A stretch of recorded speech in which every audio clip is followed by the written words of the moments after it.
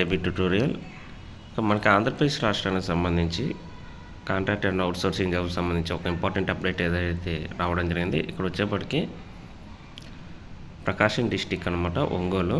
ఇక్కడ మనకి మెడికల్ కాలేజీకి సంబంధించి డిస్టిక్ కలెక్టరేట్ వారు ఆదేశాల మేరకు ప్రభుత్వ సర్వజన సమగ్ర వైద్యశాల ఒంగోలు, ప్రభుత్వ నర్సింగ్ కళాశాల ఒంగోలు మరియు నర్సింగ్ పాఠశాల వివిధ పోస్టుల కాంట్రాక్ట్ అవుట్సోర్సింగ్ పద్ధతిన నోటిఫికేషన్ అయితే రిలీజ్ అవ్వడం జరిగింది. సో దీనికి సంబంధించి అప్డేట్స్ అయితే ఇవ్వడం జరిగింది. డేట్స్ కూడా ఇంపార్టెంట్ డేట్స్. మనకి మార్చి 3 నుంచి ఆఫ్లైన్లో డౌన్లోడ్ చేసుకొని ఈ యొక్క అప్లికేషన్ని ఫిల్ చేసి 20వ తేదీలోపు మార్చి సాయంత్రం 5 గంటలలోపు మనం ఇక్కడ ప్రిన్సిపల్ ఆఫీస్కి వెళ్ళి మెడికల్ కాలేజ్ అనమాట అక్కడ ఇవ్వడం కానీ లేకుంటే రిజిస్టర్ పోస్టర్ ద్వారా కానీ పంపించడం చేయాలన్నమాట. సో దీనికి సంబంధించి కంప్లీట్ డేట్ అయితే చూద్దాం.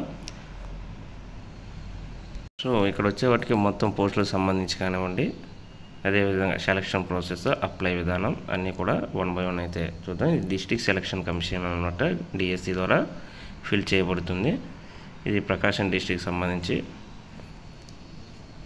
సో ప్యూర్లీ ఇది మెరిట్ బేసిస్ అనమాట. సో ఇదిగోండి మనకి జాబ్ అప్డేట్స్, ఆఫీస్ సబార్డినేట్ కానివ్వండి, ఇవి 7 వేకెన్సీస్ ఉన్నాయన్నమాట. రోస్టర్ కూడా ఇచ్చారు, వే ఆఫ్ రిజర్వేషన్ అనమాట.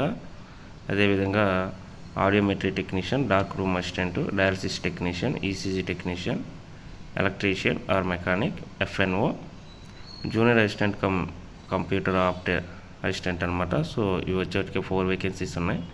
Lab attendant, MNO, mortuary attender, packer, plumber, radiographer, ఇట్లా స్ట్రెచ్చర్ బ్యారియర్ అన్నీ ఉన్నాయన్నమాట. మనకి థియేటర్ అసిస్టెంట్ కానివ్వండి, డేటా ఎంట్రీ ఆపరేటరు, ఇవన్నీ కూడా మనకి టోటల్ వచ్చేటికి 43 వేకెన్సీస్ అయితే ఉన్నాయన్నమాట. ఇంపార్టెంట్ డేట్స్ అయితే ఇవ్వండి ఇక్కడ ఉన్నాయి. మార్చి 3 నుంచి స్టార్ట్ అయ్యి మార్చి 20 లాస్ట్ అనమాట. మనం స్పీడ్ పోస్ట్, రిజిస్టర్ పోస్ట్ ద్వారా ఈ యొక్క ప్రిన్సిపల్ కార్యాలయానికి అయితే డైరెక్ట్గా వెళ్ళి ఇవ్వడం జరుగుతుంది, లేదంటే పోస్ట్ ద్వారా కూడా పంపించవచ్చు అనమాట.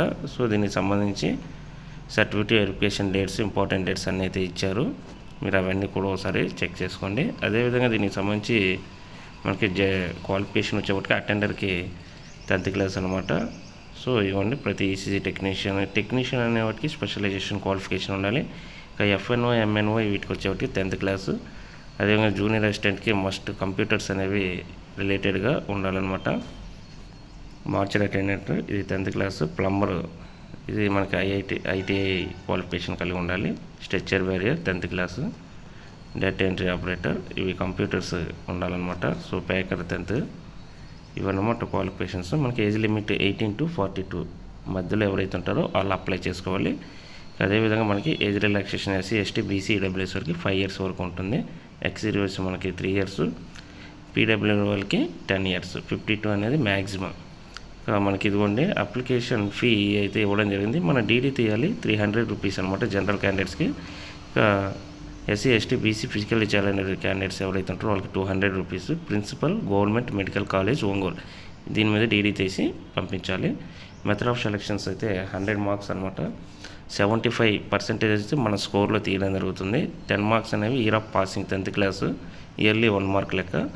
అదేవిధంగా కోవిడ్ టైం వర్క్ చేసిన వాళ్ళు, అదేవిధంగా సర్వీస్ ఎవరైతే ఉంటారో వాళ్ళకి 15 మార్క్స్ అనమాట. ట్రైబల్ ఏరియా సంబంధించి, అదేవిధంగా రూరల్ ఏరియా, అర్బన్ ఏరియా వీళ్ళు సర్వీస్ మార్క్స్ అనేవి 15 మార్క్స్ వరకు కూడా మ్యాక్సిమం యాడింగ్ అనేది ఉంటుంది. సో అదేవిధంగా మనకి